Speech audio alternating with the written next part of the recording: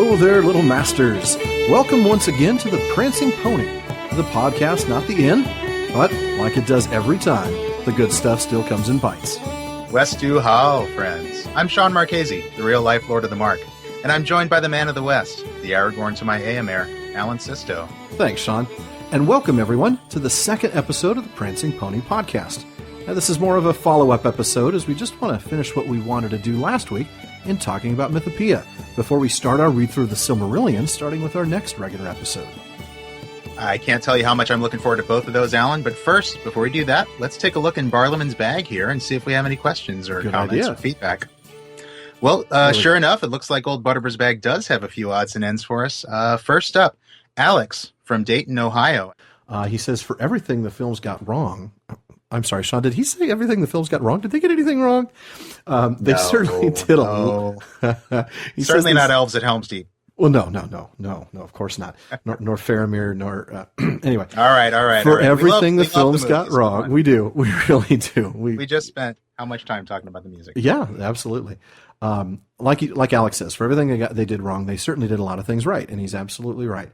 He asks this, in regards to casting, who do you think fit their role the best? And then which location do you think closely resembled the descriptions, or most closely resembled the descriptions in the book? I'll let you tackle this one first. It's a good question. I was actually very happy with all of the Fellowship. Mm-hmm. There were some characters in the Fellowship that, they weren't quite the character that I read in the book, but I think that was more of a function of the way those characters were written, as opposed to the way they were portrayed by any of the actors. I feel like all the actors did very good jobs with the characters they were given. I agree. But, sorry. Oh, no, I was just saying I agree. Okay. Go right ahead. Very good. But I have to say that my favorite performance in the entire trilogy is Sir Christopher Lee as Saruman. Oh, yeah. He's just such an icon. Such a bad guy icon. He's played how many supernatural villains did he play throughout his career? And I can just imagine people who had not read the books going to see those movies for the first time. Like, imagine somebody who doesn't know the books but who knows Christopher Lee. You can just imagine the first time they see Saruman, they're going like, "Oh, he's the bad guy. Yeah, he's going to betray Gandalf, or he's going to betray Magneto." That's just a given. Right. You can just no, tell. Yoda, don't believe him.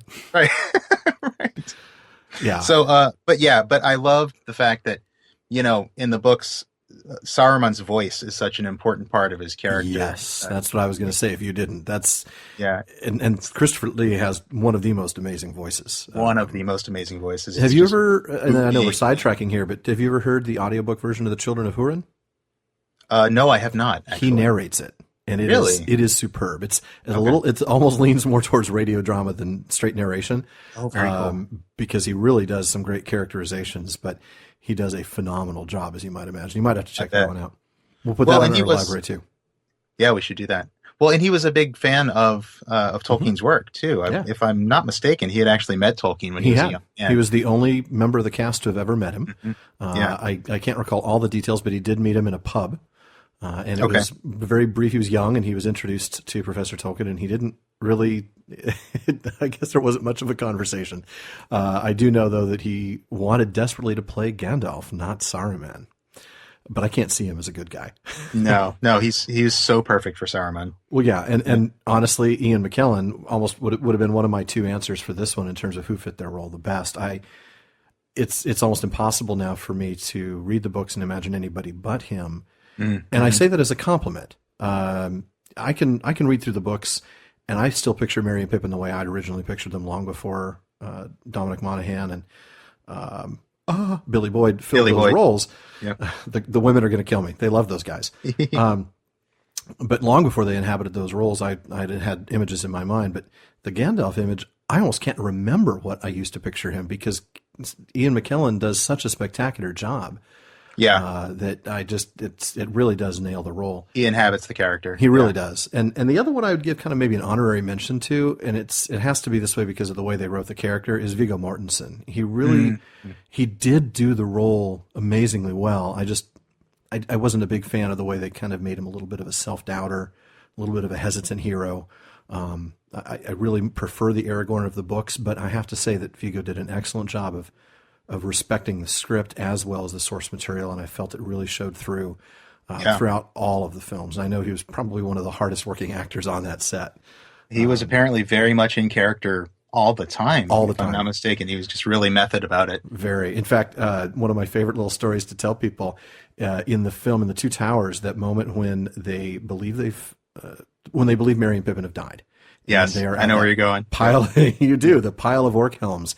And he kicks that one as hard as he can, and he screams really loud. He screamed really loud because he broke his toe. Right, he really did break his toe. He actually broke his life. toe. It caused him a lot of pain for a long time. Yeah. But they used that cut, and he kept working. It worked. Let's see. What about a location? What I had to say, almost all the locations. I think I mentioned that last week. We did talk about that last week. It really felt like the world that you read. I think for me, Minas Tirith and Orthanc too. I know that there were some details about Orthanc that weren't exactly like the book, but I just feel like the overall effect of it. The feel really, of it. Yeah, exactly. And I guess all of Isengard, but really, especially the tower itself, really I was like, wow, okay, that really is Orthanc. It really is. And they did such a spectacular job with the bigatures and with the digital effects. You really did feel like that was this tower of absolutely unbreakable stone. Yeah. I still would say the Shire. There's something so bucolic about that. So it totally reminds me of what I thought the Shire would look like in my mind. And again, I think that does go back probably to the Alan Lee and John Howe illustrations because let's face it, I probably saw a lot of those the first several times I read the books, and you combine that with actually reading the text, and it makes sense that that's how I envisioned it. But they really nailed it, and I would love to go there one day. I'm so jealous when I see people, with taking pictures when they're in New Zealand of I got to see Hobbiton. Yeah, it's like you saw because it's still there, isn't it? That's right. It is. Yeah. It is. Well, it had. I don't know if you knew, they built it for the first three, but they built it out of polystyrene, and so it had to come down. It wasn't weatherproof. It wasn't going to be able to survive, the rains and all of that. So it went away. And though you could still go and see the shapes of the hills and the tree, at least the ones that were real, they didn't have Hobbiton per se. But when they redid it for The Hobbit, Peter Jackson knew that they wanted it to be long lasting. So he actually had it built out of real lumber and concrete and stucco and permanent materials, and it is now permanently there. Unfortunately, I know that farm suffered along with most of New Zealand from a drought, and I don't know how what condition that's in, but I do know that the building faces are all still there from the Shire, and so it is a tourist attraction for sure. Yeah.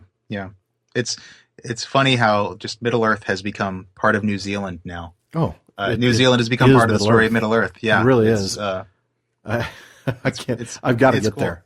Yeah, being in Auckland for 3 days just does not count, and I've been there, but again, Auckland for 3 days, not the same thing. I need 3 weeks on each island. I had a 1 hour layover in Auckland once. That's the closest I ever came. So you're ahead of me. Sydney? Melbourne, but yes, Melbourne, Australia. Yeah. Well, do we have time for one more? I think we do. Go ahead. Question. Okay. Well, we've got one more here. Chris from Fleetwood, Lancashire, in the United Kingdom, has a question for us. Oh, an international questioner. Yeah, really good one too. He says, casual readers that I have come into contact with, and also fair weather film watchers, often claim Frodo or Aragorn as the hero of the story. The professor himself stated that Sam was the true hero, and that he drives the Lord of the Rings, especially in The Two Towers and The Return of the King, regarding the Ringbearers mission. Yeah. My question for discussion would be, why do you think it is that a majority of people seem not to recognize Sam as the catalyst and hero of the story? What traits are in his character that would shine forth for hero status, and what is it that prevents people from perceiving this? Oh, wow. That is a good one. I'm going to let you take this one. Oh, boy. Well, I think it's a statement of what our culture is like now in terms of what we see as heroic. I think we celebrate brashness, boldness, being overly forward, being strong, of course. Sure. Success, wealth, a lot of things. And those are things that Sam doesn't have. He's not the strongest person of the Fellowship. He's certainly not the most skilled with sword or bow. He doesn't have magic like Gandalf or even like Legolas to some extent. True. And maybe with the possible exception of Pippin, he's probably the least intelligent member of the Fellowship. Poor Pip. Poor Pippin. But he's the least Fool of a educated. took. Yeah, I know. He's certainly the least educated. He comes from the lower classes. He doesn't come from wealth or aristocracy or nobility. So I think for a lot of people, they would look at that person and immediately dismiss them as not being the hero.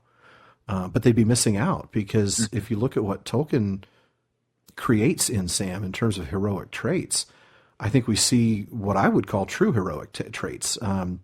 Things that come to mind, first thing, of course, is loyalty.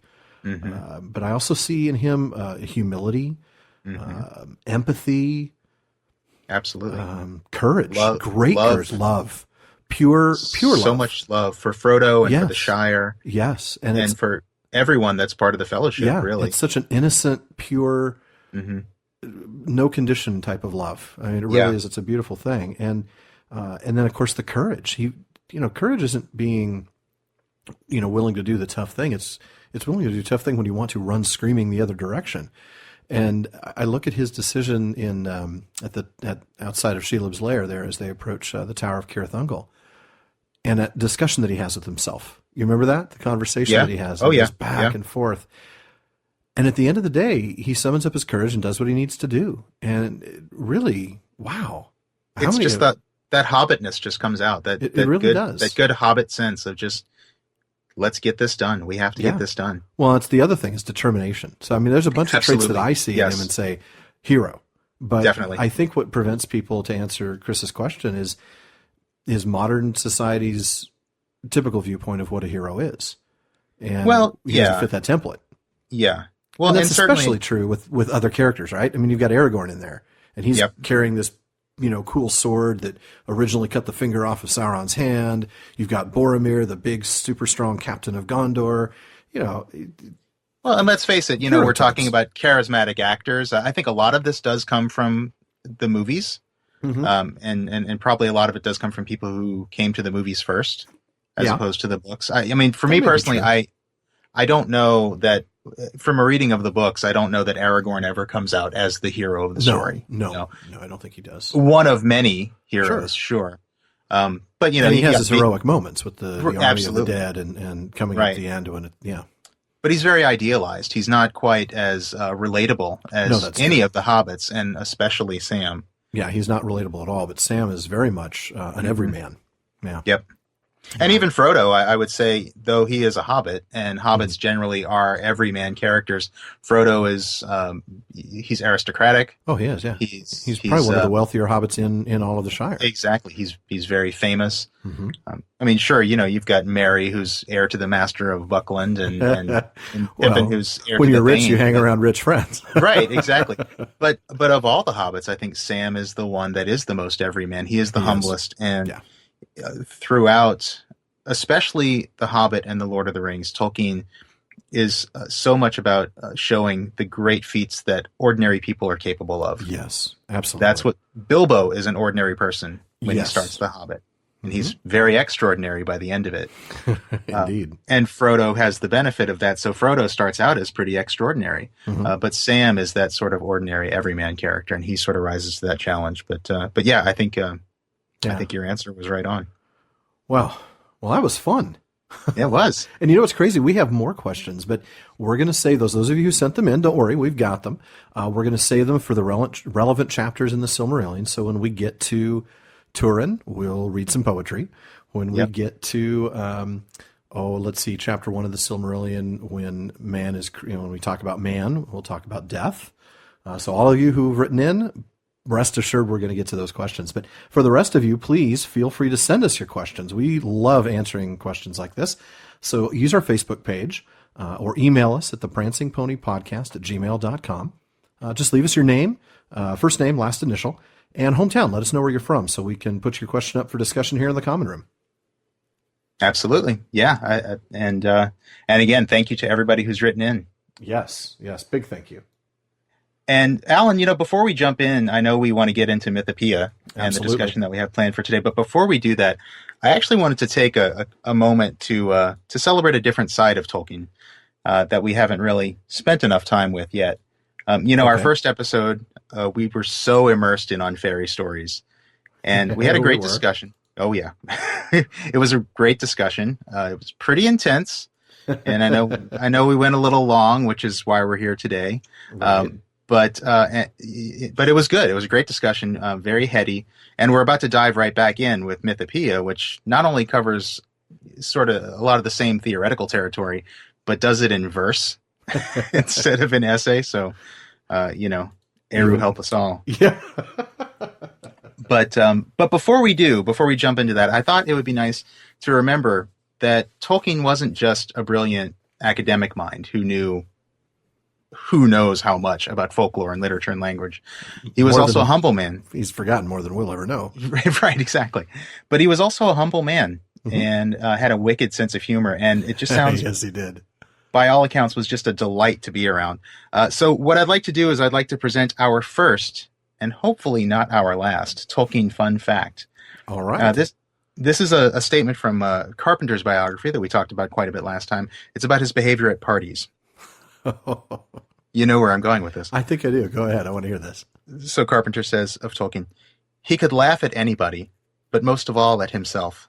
And his complete lack of any sense of dignity could and often did make him behave like a riotous schoolboy.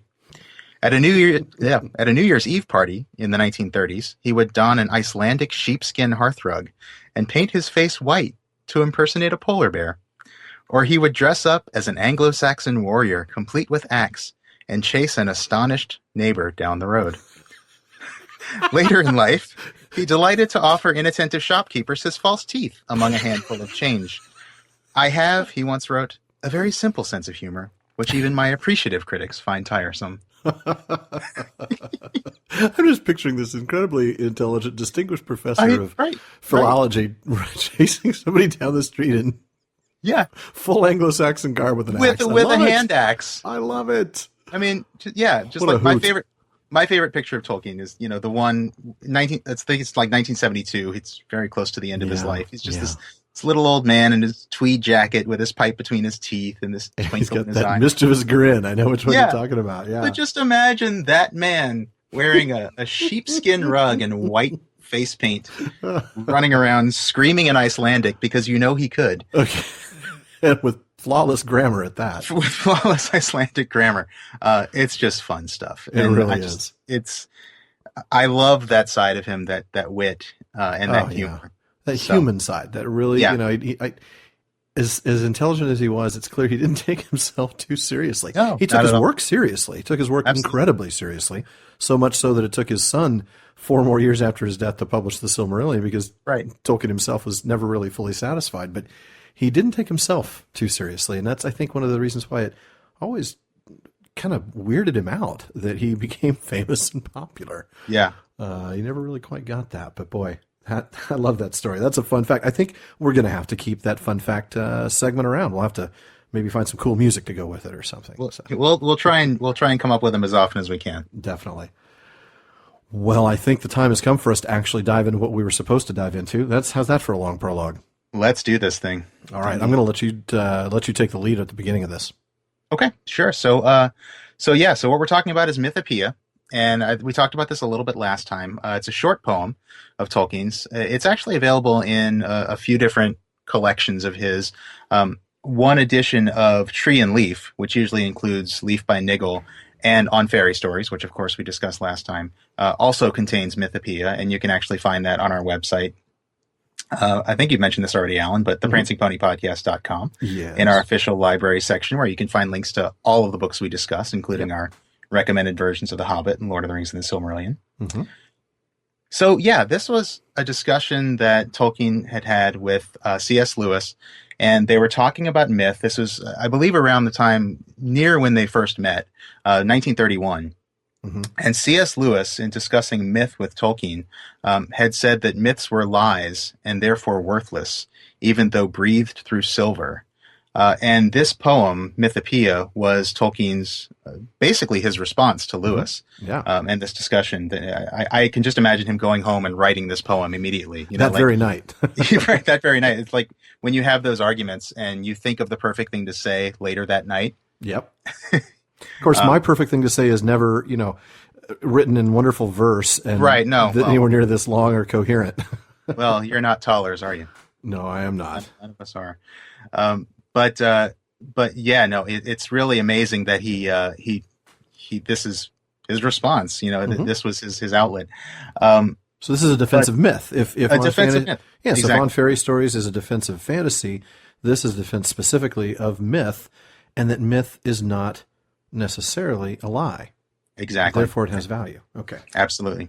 And I do want to take a moment because we're dealing with some interesting words here. And I'm not going to get many chances in this podcast, Alan, to show off the ancient Greek that I learned in college. Well, yeah, you'll probably have to find another co-host for that ancient Greek podcast. I will have to. Yeah. So you better believe that I'm going to take this chance to do this now.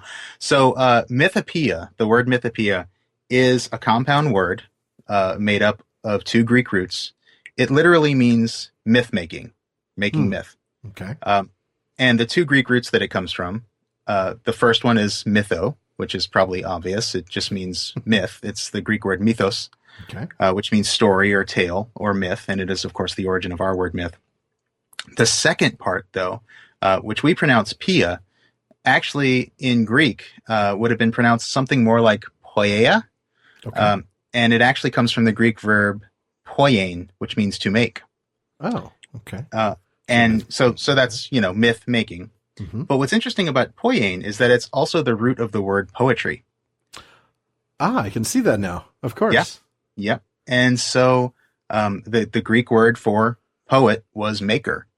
And I love this because to me it's fascinating. Isn't it cool? And I feel like it's just very well in line with Tolkien's notion that literature is the purest form of subcreation, Mm-hmm. which we talked about in On Fairy Stories. Yeah. That poetry is literally making. And I just think that's cool. Yeah, something it out is. of nothing. So I just thought that was kind of cool. I love it. No, that's very cool. And thank you for your expertise in ancient Greek. I'm happy to share it. Perhaps your expertise in ancient Greek can also tell us something about the two names, which I'm assuming, since it's his response to Lewis, the first name that starts with Phil, and I'm not going to try to pronounce that, is him, and the other one is Lewis. But how do we pronounce those, and what do those mean? Well, if any of my old professors are listening, they might criticize my pronunciation, but I'm going to pronounce these Philomathus and Misamathus, because that's Okay. how I know to pronounce those. So Philomathus is Greek for the myth lover, so that's going to be Tolkien here, and Misamathus is Greek for the myth hater. And so that would be Lewis in this case. So this is literally the myth lover's response to the myth hater. Okay, excellent. Yeah. And I can see those roots. I mean, as I look at other words, I think of other words that have that phil, that fill in there, and it's always you like that or you love that. Right. Yeah. Anglophile is Right. one that people who love the English. Audiophile. Audiophile. The word miso usually comes up in a lot of unpleasant words. Well, yeah, the only one that comes to mind is misogyny. Misogyny and misanthrope. Yeah, they're all Misanthrope. sort of different hate, hating different things. Yes. So yeah, that's what those come from. Cool. Well, But- the poem itself. Let's get into this. This Yeah, is let's jump into it. this is a big piece. I mean, it's not a long piece, but because it's verse, it's a little trickier to work its way through.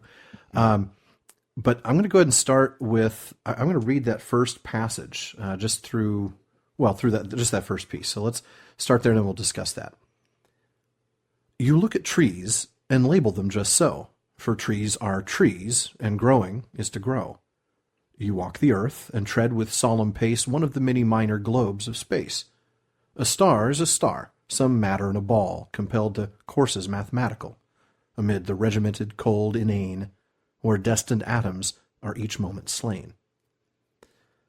So what are we talking about here? We're talking about what he's saying a myth hater would not see be the looking world at as. they'd be looking at just a purely materialistic existence. Yeah. They'd be Yeah. looking at it from the perspective of, well, this is a tree because it's a tree. And a star is just a star. It's just a ball of fire that's, going to go in this course and do this thing. Floating through space, and we can predict it. And And it's just made up of atoms, and eventually those atoms are going to die when the sun, turns cold or goes supernova. But then, so how does Tolkien see it? Well, if we look at how Tolkien sees it, we skip forward a couple of passages, look for yet trees are not trees. So let's glance at this. I'll do a few lines of this and then jump forward again. Yet trees are not trees until so named and seen. and never were so named till those had been whose speech's involuted breath unfurled, faint echo and dim picture of the world, but neither record nor photograph, being divination, judgment, and a laugh, response of those that felt to stir within by deep monition movements that were kin to life and death of trees, of beasts, of stars. He goes on. I love one of the lines he says here, panning the vein of spirit out of sense. But Ooh, that's a cool one. It really is. Continuing on, he goes, he sees no stars who does not see them first of living silver made that sudden burst to flame like flowers beneath an ancient song, whose very echo after music long has since pursued. There is no firmament, only a void, unless a jeweled tent, myth-woven and elf-patterned, and no earth, unless the mother's womb whence all have birth.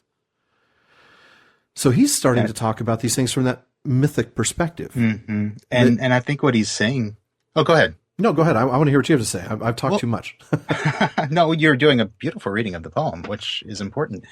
But I think what he's saying here is that these things that you, Miss Amathus, just call matter, just call trees, they're stars, just some matter in a ball. These things have no essence unless we see them first as something mystical, magical. You said that passage, he sees no stars who does not see them first of living silver made that sudden burst to flame like flowers beneath an ancient song. We would not see the stars if we didn't see them first when we first looked up. And when we first looked up at the sky and said, what are those things? Yeah. Well, you're certainly not going to look up at the sky and go, oh, well. Those are interesting looking balls of matter floating through space. Yeah. The first person who saw the stars would not have seen them as mere stars. They would have seen them as a mythic thing. Right. And I think what we get to as we get further into this, we'll see that even though we now as modern man can look at those stars and say, indeed, that's a star. We might even be able to look at one and say, that's Alpha Centauri. It's 4.3 light years away. Each light year is 3.88 trillion miles. So that is, and we can talk about how the light reaches us and talk about the science all you want. But that's the modern perspective. And what we have to remember is Tolkien was a medievalist, and he looks at it from this other perspective. There's still value to it. Yes, it may be true that it is a ball of hydrogen and all sorts of other crazy gases that are, burning and creating heat and light. That may be true, but it is no less true that they are made of living silver, that sudden burst to flame like flowers beneath an ancient song. That's equally true. It's just in a different way. Right. And I think that certainly from Tolkien's perspective, and probably from the perspective of a lot of people listening, that second truth is maybe more resonant because it's about what it means to you. How does it affect you as a human being? Yeah.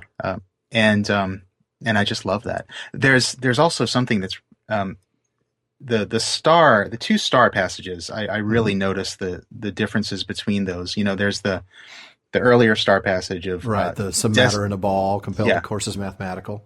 Destined atoms are each moment slain, compared to this latter star passage about living silver made that sudden burst. There is something there, isn't it? These are not accidental word choices. No. Does Tolkien ever engage in accidental word choices? No. He's using, in the Misamathus passage, he's talking about the stars being compelled to courses mathematical. I mean, this is all about, sort of a deterministic worldview, a predictable worldview. And he's calling that essentially defeatist, I think, that ultimately this matter in a ball is just driving towards nothing but its own end when destined atoms are each moment slain, and contrasting that with the living silver, the sudden burst to flame. It's the Misamathus view is death, and the Philomathus view is life. Yeah, that's true. And I think that's just it's beautiful, and it speaks to the essential optimism of a man who believes in the power of myth. Yeah.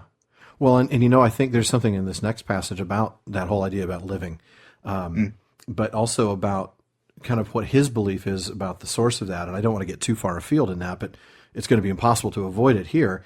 If we read that next passage, we see why we look at stars that way. We see why we look at trees that way. And he says, the heart of man is not compound of lies, but draws some wisdom from the only wise and still recalls him. Though now long estranged, man is not wholly lost, nor wholly changed. Disgraced he may be, yet is not dethroned, and keeps the rags of lordship once he owned. His world dominion by creative act, not his to worship the great artifact, man, sub-creator, the refracted light, through whom is splintered from a single white to many hues, and endlessly combined in living shapes, note, that move from mind to mind. Though all the crannies of the world we filled with elves and goblins, though we dared to build gods and their houses out of dark and light, and sow the seed of dragons, 'twas our right, used or misused. The right has not decayed. We make still by the law in which we're made. Mm-hmm. And I think that, without getting, again, too far afield in all that, this comes from the notion that we are created by a creator. And I think we'll see that without trying to give too many spoilers in chapter 2 of the Silmarillion. Yeah. We'll see this really played out in the life of Aule and the creation of the dwarves. Spoiler alert. But this notion, and I think that's why he comes back to this idea of stars and trees having this mythical value, because he doesn't see them as something that they're just a random collection of molecules. He sees them as creations and things that have purpose. And then he looks at the purpose of man, and that's this subcreation, the ability to create, and that the fact that creation comes because we're made in the image of one who created. And the fact that we create because it is, or we subcreate because it's just part of us. It's born in us. It's born in us because, from his perspective, it's because we're made by one who creates. Right. If I made somebody who creates, and I made them in my image, they would create because they're made in an image of a creator.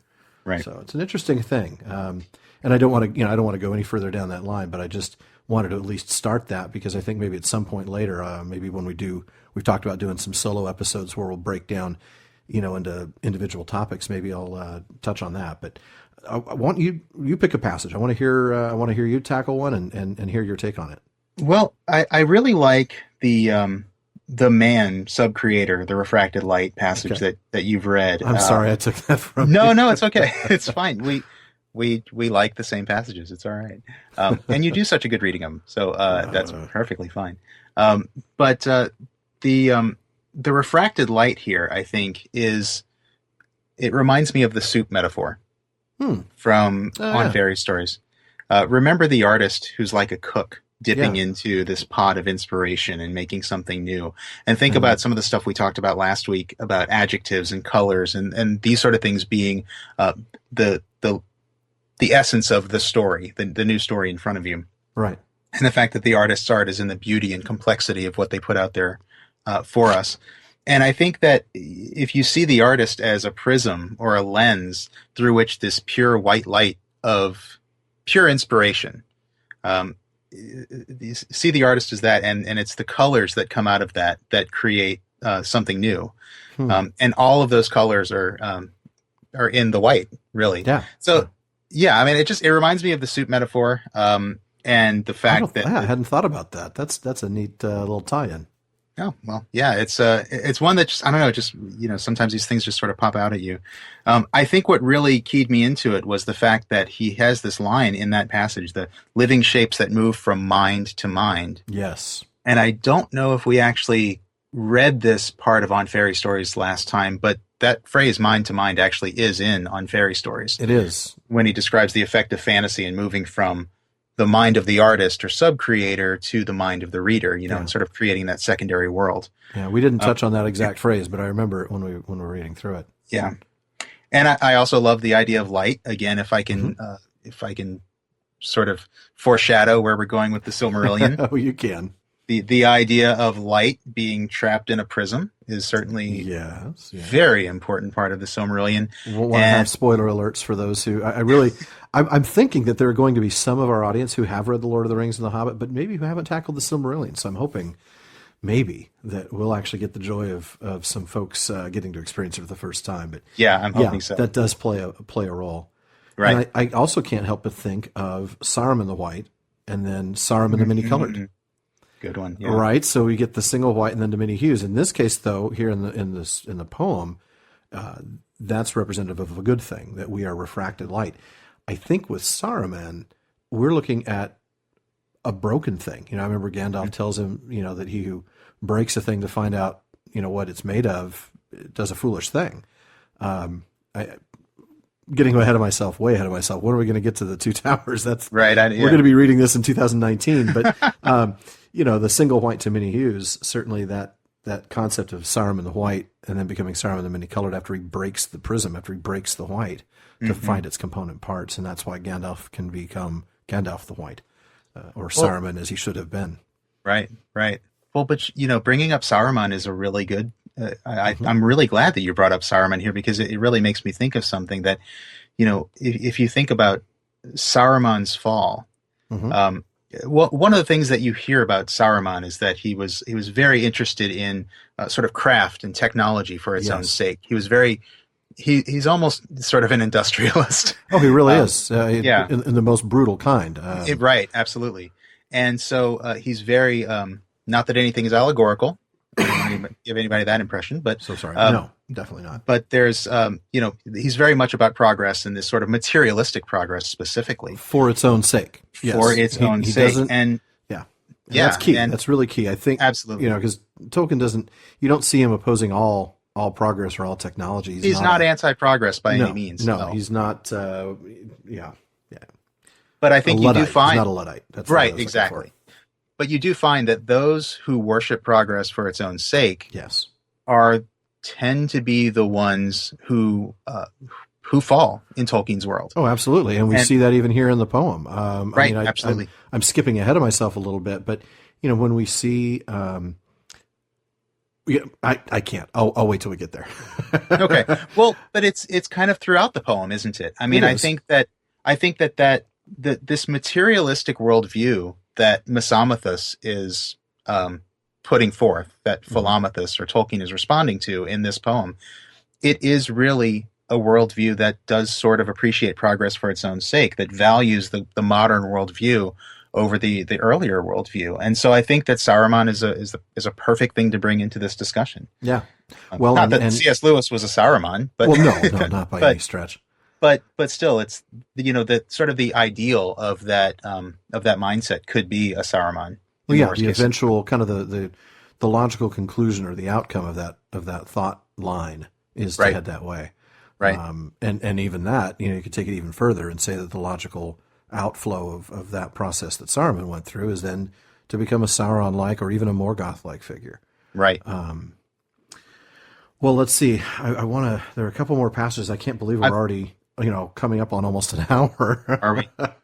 So I'm not saying we wrap up yet, but I just want to keep moving. But well, I've got one more please, that I just want to talk about. That's what because it's really close. So this is just a few lines later than the mind to mind that we were just talking about. Sure. Yes, wish fulfillment dreams we spin to cheat our timid hearts and ugly fact defeat. Whence came the wish, and whence the power to dream? Or some things fair and others ugly deem. All wishes are not idle, nor in vain fulfillment we devise. For pain is pain, not for itself to be desired, but ill, or else to strive or to subdue the will. Alike were graceless, and of evil this alone is deadly certain. Evil is. Indeed. It exists. It is a thing. It is a thing. Boy, this is like a defensive fantasy again, isn't it? Wish fulfillment dreams we spin to cheat our timid hearts and defeat ugly fact. There's something inherently unattractive. It is. It's escapism right here, but in the good sense. In a good sense. Yeah. Go back to our conversation last week if you've missed that. By all means, in fact, let me just state that again, folks. If you missed the last episode, go back and listen to it, because before we get on with the Silmarillion, you're going to want to catch up to that. But I'm going to say these two works really do go so hand in hand on Fairy Stories and Mythopoeia. That's why we were going to tackle them in a single episode. We realized to try. We're too long-winded. Yeah, but I love the whence came the wish, whence the power to dream. That reminds me of what you just said about we do this because we are created. It is it is something that's born in us, our nature. Yeah. And I happen to love. I won't spend too much time on this one, but I happen to love all wishes are not idle. Yes, because in vain fulfillment we devise. Yeah, and that reminds me just a little bit of all that is gold does not glitter. Oh, it does, doesn't it? And it's it's not really the same meaning, I guess, but it's a similar construction. Yeah, and in a certain way, if I can carry this back to Lord of the Rings for us for a minute, sure. If Tolkien is saying to Lewis that maybe myths don't seem to have value because they seem like these sort of shabby anachronistic things, these relics of an earlier time, but there is real value deep inside them, and there is nobility to them.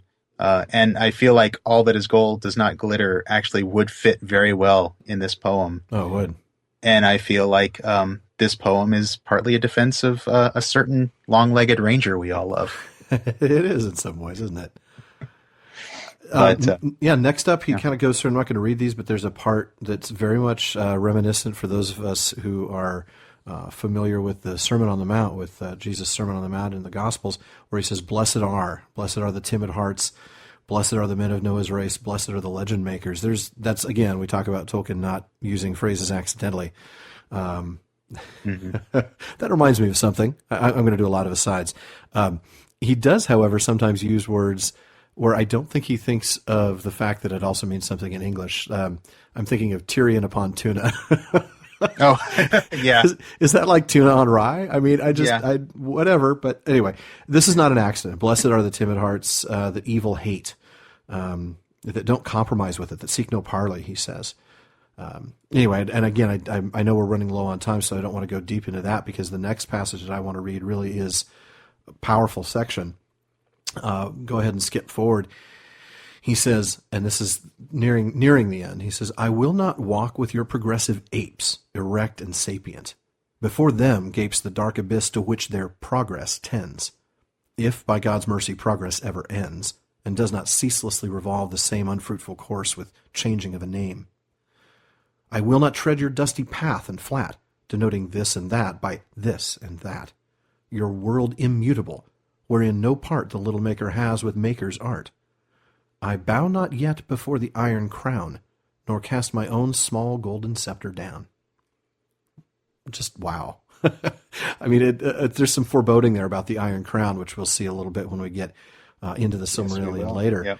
But I love this vision of Tolkien saying to Lewis, I'm not going to have any truck with this notion that we are just apes that have evolved, and I'm not bashing evolution here. I think Tolkien is, but his point is just that we're not some random happenstance, that we are more than that. And I'm not gonna go along with that, because before that end, if that's all we have, if all we have is this materialistic viewpoint where there's no creation, no, myth is not true. Myth has no truth in it at all. And I'm not suggesting that all myth is all true. And neither is Tolkien, but that myth has truth in it. But if myth's totally untrue, then before us all, that is those who don't think that myth has value, there's just this dark abyss that their progress is going to lead them to, if progress ever ends, and doesn't just turn us into a hamster on a wheel. But the key here is that world immutable. The fact is that if I have no ability as a maker, the little maker, that I have no part with maker's art, that I can't make because this world is immutable, then what's the point? I'm not going to bow before that. I'm not going to cast my own small golden scepter. In this case, it's small. It's not the authority of a king, but it is the authority of a sub-creator, right? And he's saying, I'm not going to set this down. I have this power, and I'm going to still use it. And it's superior to this iron crown of progress, or Oh, of yeah. materialistic progress for its own sake. Yeah. I do think it's fascinating that the dark abyss to which their progress tends, it's this sort of immutable course. Mhm. It would make us much like the star that's compelled to a mathematical course, or a course mathematical. The atoms eventually being dismissed. It's just being slain. It's this fatalistic worldview that it ties us to. And again, without it's. Another thing that I would say it reminds me of, I'm sorry to go back to On Fairy Stories again. No, don't apologize at all. I feel like I keep doing this. We're going to do that a lot. Well, there's a lot of similarity There between is. these two works, let's be honest.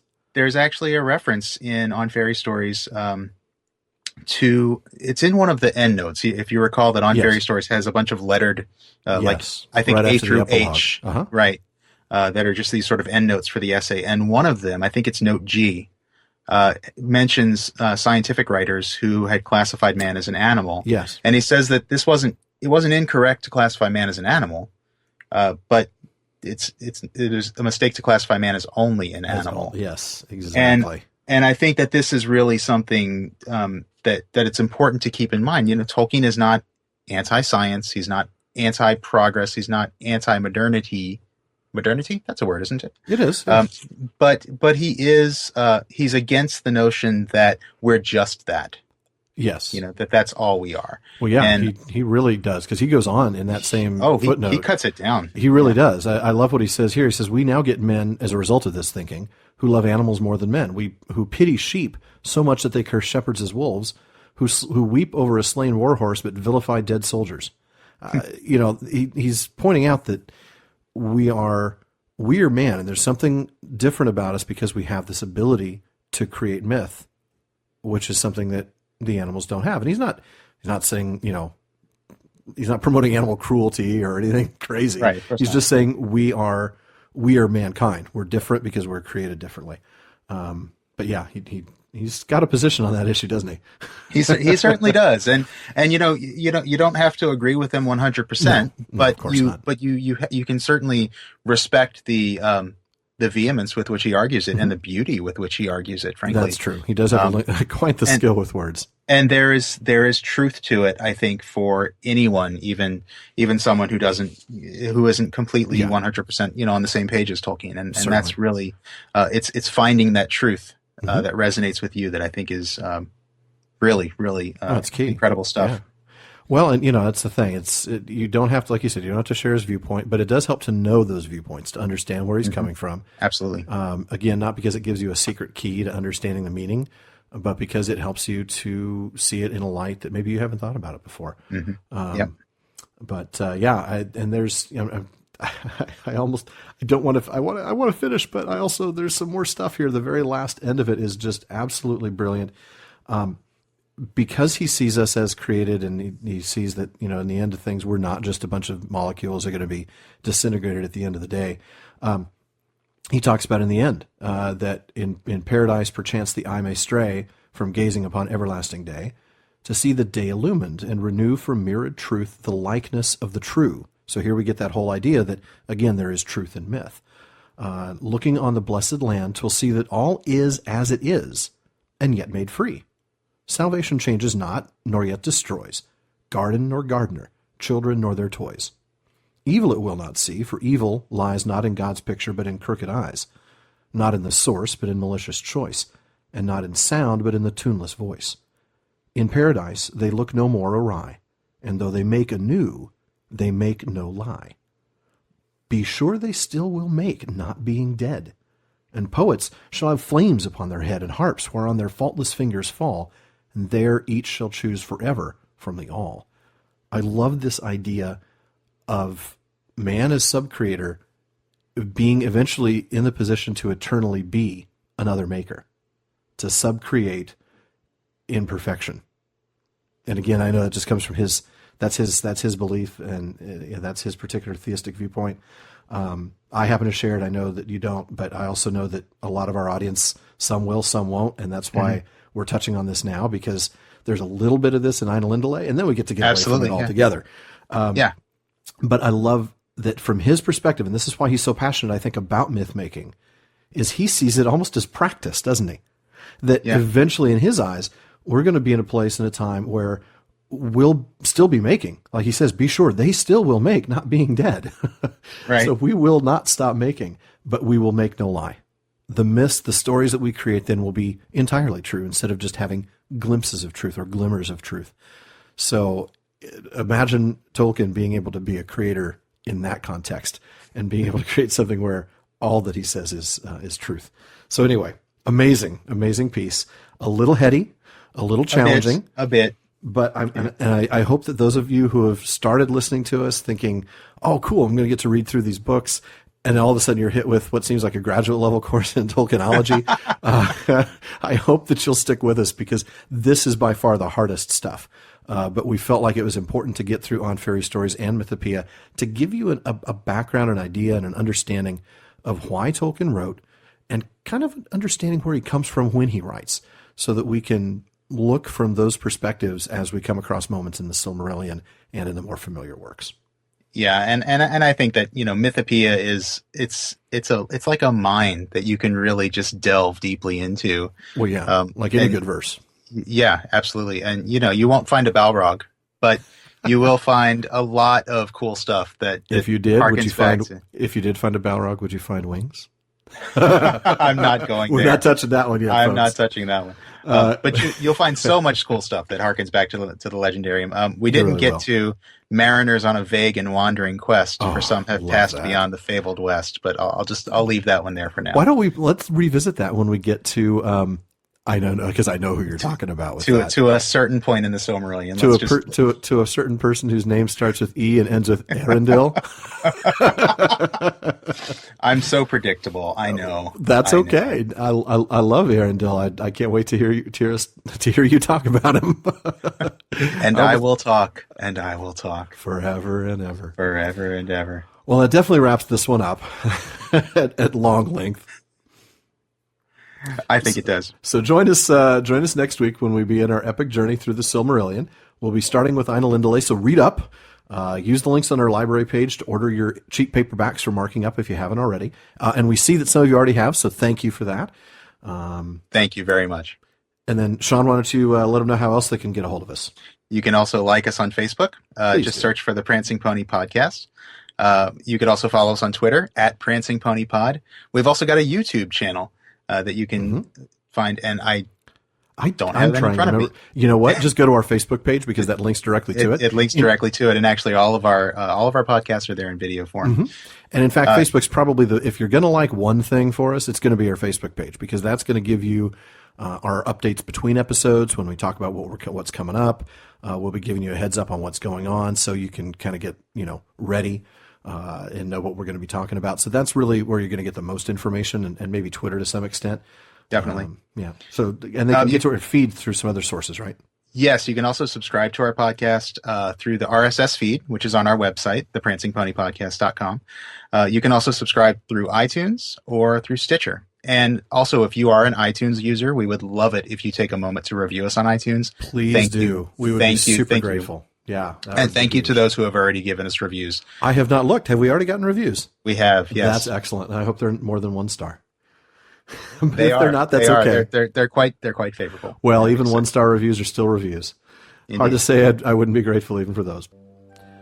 And don't forget to send us your questions, comments, or rhymes about Gandalf's fireworks to the Prancing Pony Podcast at gmail.com, and we'll read them on an upcoming episode. Well, friends, an hour and some odd minutes is still too far short a time.